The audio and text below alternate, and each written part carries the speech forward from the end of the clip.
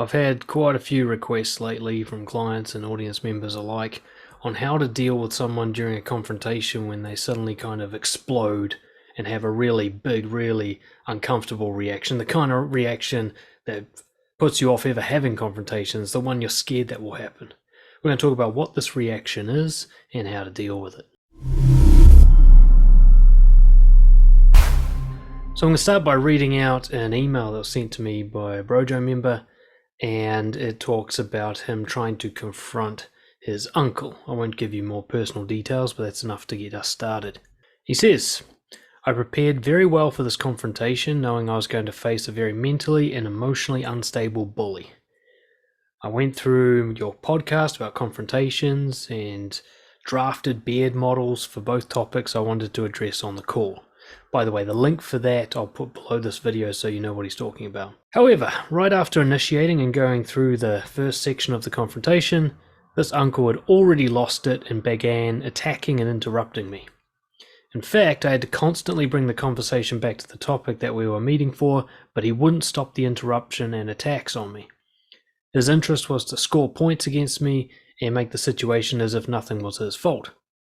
In the end, I congratulated myself for not having engaged in insults or devaluation and for making it to the finish line after 27 minutes. Don't we just not want that, right? Anyway, the finish line was about making it to the end of the beard model on the two topics being discussed, ending my relationship with him given dishonest behavior, and setting a boundary related to stopping the disrespectful behavior towards my mother. At the end, he was furious and took it out on her and my family. However, I focused on not deviating, not firing against him, staying calm and collected, and getting through the beard models. Looking back at the situation, I realized that the beard model worked for me because I was able to confront him, set the boundaries, and get done with it without losing control or going into the mud to fight him there. However, he took the boundary setting as a threat and doesn't give a shit about the boundary. It looks like he won't respect it going forward. Which makes me wonder, with such a dysfunctional individual in the family, is it really worth it to have a confrontation based on the beard model? What's another way to set boundaries with these people? Shall we just inform them about the boundary without going into a call talk in which we're just going to be insulted or criticized? Or shall we just cut them out of our lives without setting a boundary and or without informing them about the cutoff? I think we can kind of sum this up as a classic dilemma that many people have. Should I bother confronting someone when I know they're going to react so badly that it just doesn't feel worth doing? Shouldn't I just cut them out or sort of maintain the boundary without any type of confrontation with them? Now, firstly, what I would say is that a confrontation should always be for you. It's not about changing the other person. Confrontation is about respecting yourself. It's about practicing values like honesty, courage, assertiveness, responsibility. How the other person reacts should almost be irrelevant. It's like a bonus if they cooperate and improve their behavior. It doesn't matter if they don't. If you're attached to their behavior, you're never going to be good at confrontations. You're either going to be controlling and manipulative, which will eventually backfire on you, or you're going to be cowardly and you're going to find it difficult to express yourself. The only way you can really win in a confrontation is when it doesn't matter if it works on the other person or not. It just matters that you get it off your chest. Now, ironically, if you can get to that place, and not just as a tactic, but you actually believe it, you'll also be much more effective in your confrontations. That is, you'll also have a much higher chance of changing their behavior. But let's look at the kind of reaction we're scared of here. This reaction is called an extinction. It has its own term in psychology. It's usually related specifically to people with narcissistic personality disorder and other mental disorders that cause them to be particularly cruel and manipulative and psychopathic.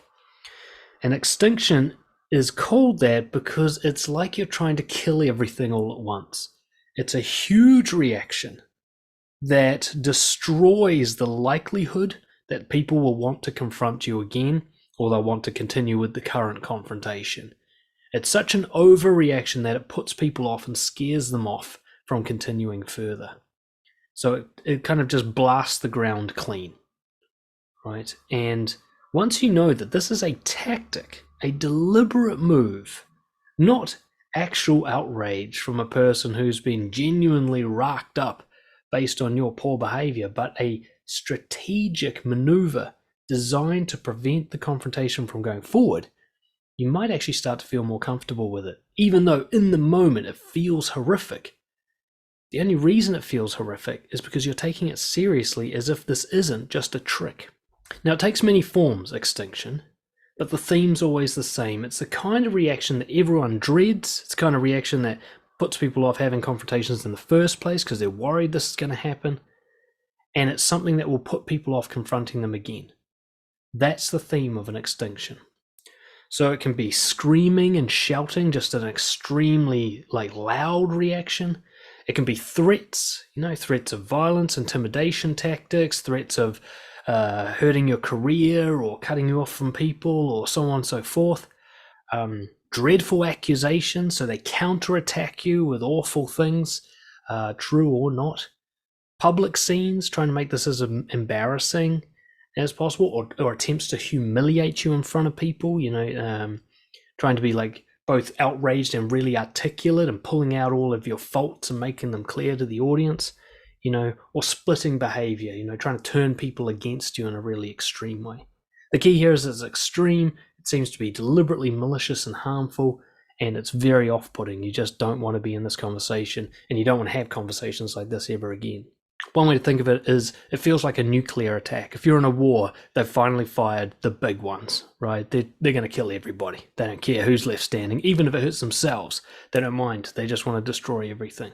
That's what it feels like. When you've got that, you got to think in your head, this is an extinction tactic. Now, what's the difference between this and a normal sort of build-up to a big outrage?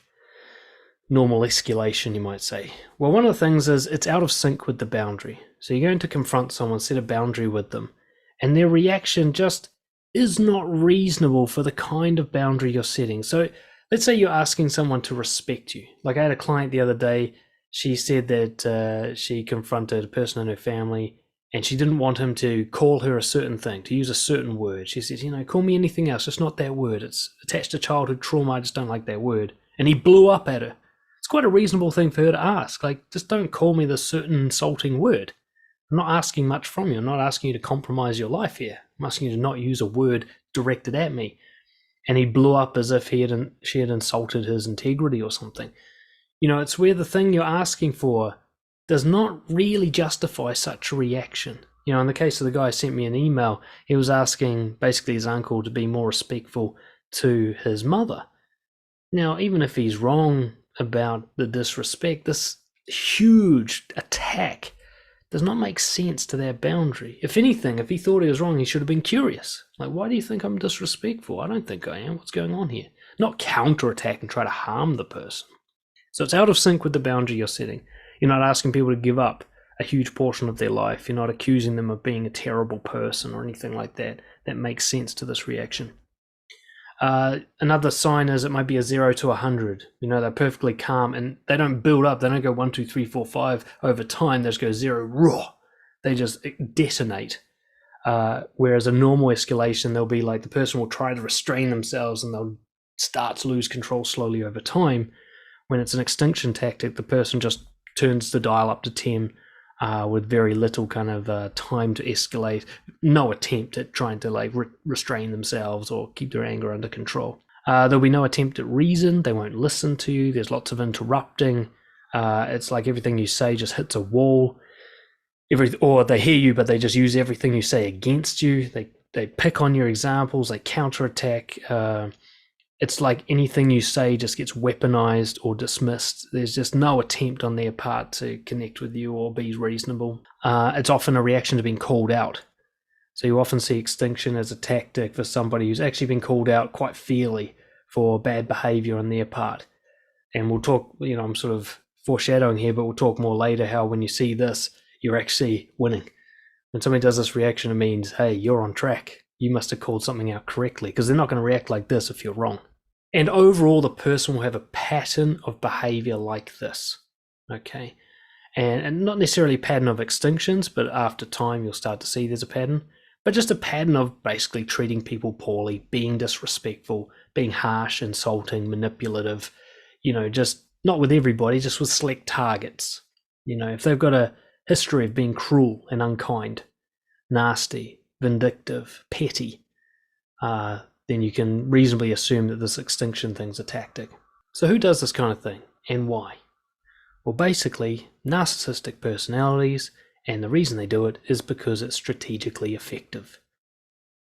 Deep down, people who are very manipulative understand human nature and human psychology very well. That's why they're good at it. And one of the things they understand that's so simple and obvious is that people just do not like awkward, uncomfortable, painful emotional experiences.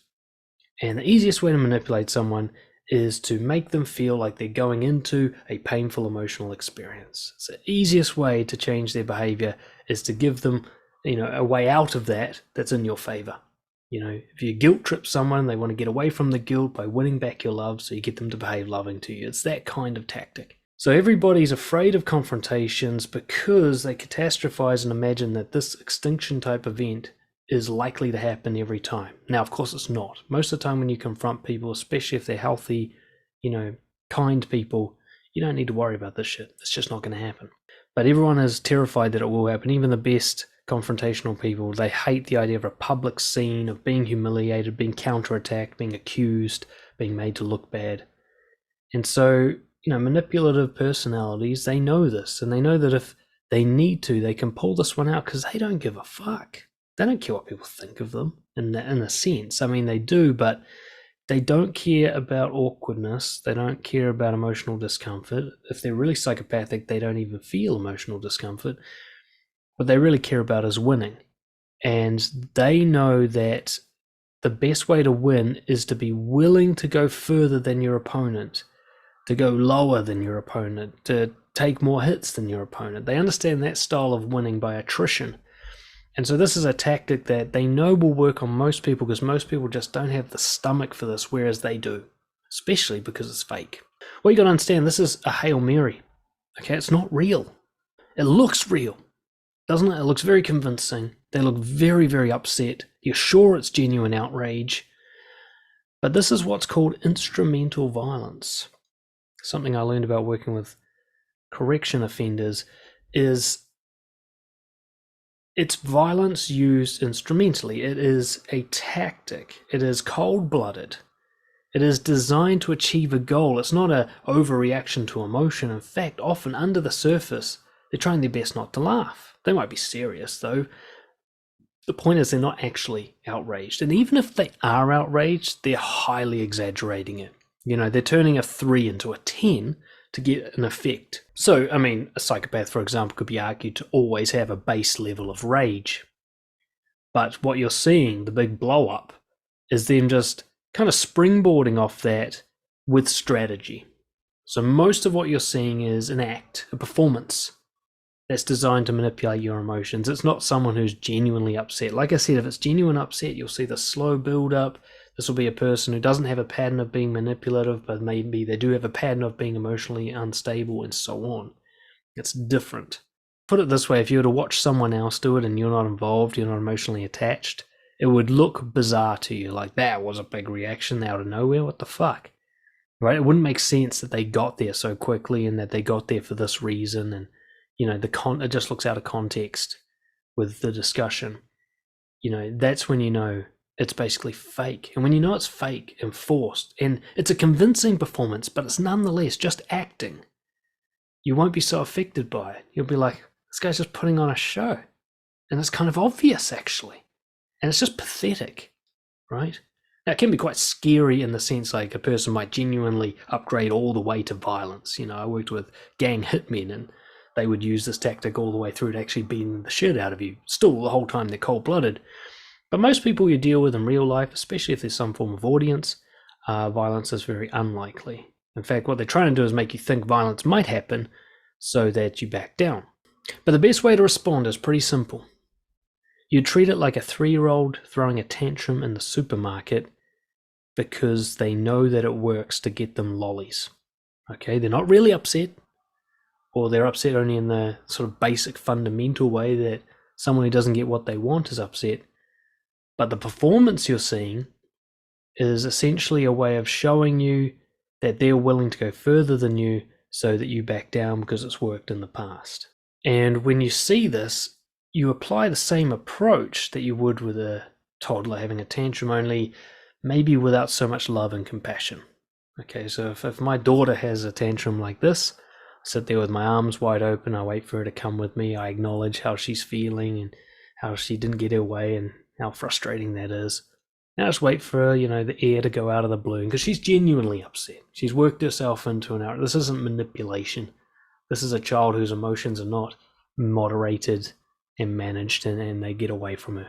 But when an adult is doing this, and I know that it's a tactic, not so much compassion and love, but same technique, and the technique is rolling with resistance. Now, rolling with resistance is something you can actually Google if you want to get into the depths of it, and I recommend you do if you're the kind of person who wants to get good at confrontation.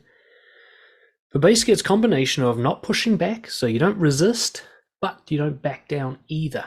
There's a third option, okay, which is you just acknowledge and you return to the point, okay?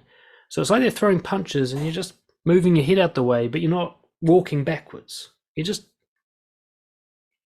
dodging the punches, okay? And the way they do this verbally is you just acknowledge what they said.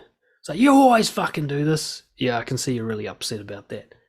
Now, I'm not actually agreeing that you should be upset about that. I'm not defending myself.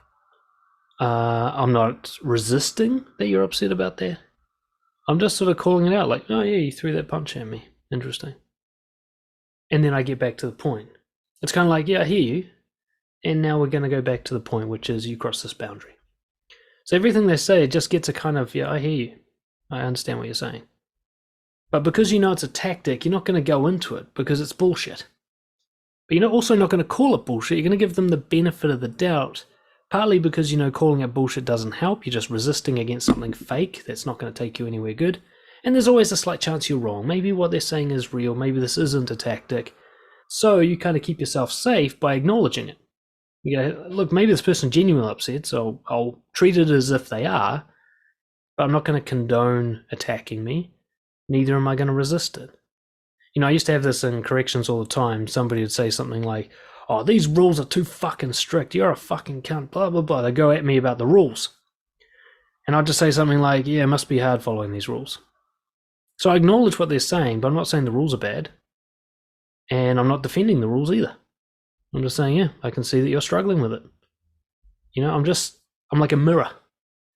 It will almost seem patronizing, almost seem annoying, but that's just a risk you have to take. They might feel patronized, but then again, they're trying to manipulate you, so I wouldn't have too much guilt about the way they're feeling here. What this is really about is endurance. You've got to understand that even if this is fake, they cannot keep it up forever. I've worked with some of the angriest people on the planet. I promise you that is not an exaggeration. Some of the most violent, just aggressive, rage-filled psychopaths that have ever walked the earth, and even they run out of energy. Even they run out of ammo. The human body cannot pump cortisol and other hormones that long, that hard, without going into remission. So I just outlasted them. And what it became, what the kind of mindset that I found really helpful for these kind of interactions was just, I'll take as long as I need. I'd almost relax into it, like, well, I guess I'll just clear my appointments for the afternoon and just let this guy blow out the lines. My job is just to not resist or back down, all right? No matter what nasty shit they said, no matter unfair accusations, slights on my character, I just say, yeah, I can see you feel that way. I can see you think that. I hear you. I wouldn't defend myself. But I wouldn't say, oh, that's right, I have been unfair or whatever. I wouldn't back down either. I just acknowledge, and the punches will just fly past. And after a while, you're calm. And they cannot outlast your calm. Rage, if you put rage and calm into a room, either one person's going to become enraged or the other person's going to calm down, but you will not maintain that difference for very long. It might feel like a long time, the same way exercise feels like it goes forever. But we might be talking 7 or 8 minutes. What did he say? 27 minutes, the guy in the email said. 27 minutes.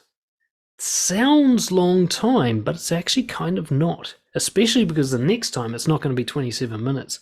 Because the guy's learned his lesson now, like, fuck, this guy can last longer than me. How much longer do I really want to keep this up if I know I'm going to lose? And you could create this long-term kind of strategy for yourself, which is, I'm going to make it clear to them that this is not worth it. That putting on this performance is just a waste of their effort and time, and that I always outlast them, and that I never react. And that's going to create a kind of attrition and entropy where over time they do this less and less and less because they just realize it's a waste of their time. You know, narcissistic, psychopathic personalities, all about efficiency. They hate hassle. So one thing you've got against them as leverage is they can't be bothered, right? So if you can be bothered more than they can, they give up. It's as simple as that. So it's all about keeping this going until they run out of ammo and energy, and they will run out. You've just got to be prepared to wait it out. Remember, this is not about changing them, but this is about developing your own endurance. Like if you can get through this with a guy like this, if somebody blows up at you and you can take 27 minutes to get through it, if that's what's required, and have that confrontation 15 times in a month, if that's what's required, then you can fucking handle anything. Wouldn't it be great to know that you can handle anything? That's why you should have these confrontations. That's why you should start the boundary setting with people like this, even though you know it's going to go badly. Because this is about a long-term piece of work on yourself, where you prove to yourself that no one can fuck with you, right? Because there's nothing harder than this, right? There's nothing more difficult in a confrontation than an extinction tactic. You won't get a worse reaction than that, ever. So if you can handle that, you're solid for everything. So if I'm you, I'm seeking these out. I got lucky working in corrections. You know, these came to me. But if you haven't had them and you're somebody you're scared to confront because this is going to happen, fucking run towards it. Run towards it, not to win, not to change them. You're not going to. But to last longer than they can. To show yourself that you can survive these things. And then normal, healthy confrontations with regular folk who don't do this kind of shit, fuck, it'll just feel easy. It's a breeze compared to this. Now, a couple of things to note. When it's working, they're actually going to get worse. You think they've blown up? No, they've still got some in reserve, okay? They haven't fired off all their nukes yet. They do an initial attack with nearly everything they've got, and then they save some in case they need to keep going, in case you're actually going to fight back. So if you just start rolling with resistance and, why the fuck are you talking about? Don't talk down to me. And you're just like, Jesus, that didn't go well. You're on track. It's exactly what should happen. All right? It's going to be very counterintuitive. All the stuff you think is wrong is actually right. So if they keep getting worse and the reaction seems really bad and they're accusing you of being a bad person and so on, because you're just being assertive and holding the line and being patient, you're winning, okay? They're running out of missiles. They can't keep going forever, and they're getting desperate by just firing all their shit at you. So you will see an increase, a final attempt to get you to back down.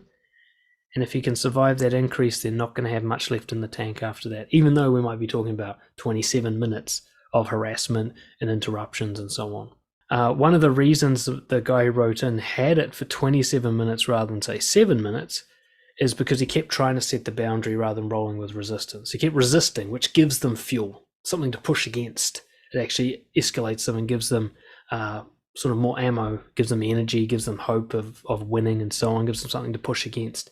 For someone to run out of energy, they've got to push against nothing. They stumble with that momentum. Somebody's like, what have you got to fucking say for yourself? You're like, well, nothing. But I can see you're upset. And you just, like, they're trying to dig at you, like, give me something to fight against. You know, yeah, I'm going to wait till you run out of energy first. And you can use statements like that. You're like, yeah, I can see that really upsets you. We'll get back to it when you've calmed down. You know? And yeah, it does sound patronizing, but you got to remember, they're manipulating you. No guilt here. And you're actually just being honest. Yeah, I will come back to that point if it's a legit point, but not while you're like this. What you're really sending is a message of, we don't have a debate while you're like this, but I'm going to wait. You don't get to turn the debate off. You can delay it if you want, but I'll wait. I'll wait as long as a fucking statue. You don't get out of this with this kind of performance. So why bother? Remember, this is not about changing them. It's just about showing them that this tactic is not going to work on you. That fighting with you is a pointless hassle. They shouldn't bother with it. And mostly it's about holding up your own self-respect. I know I keep repeating this point, but it's because it's the most important point that most people just don't get about confrontations. It's not about them, it's about you. If you make it all about your self-development and your living by values, then you'll actually do well in confrontations. To simplify this, what I'm really saying is, I've heard you, and now back to the point. That's the most simple way I can say rolling with resistance. In fact, you can even say right after they're speaking, say, yeah, I heard you.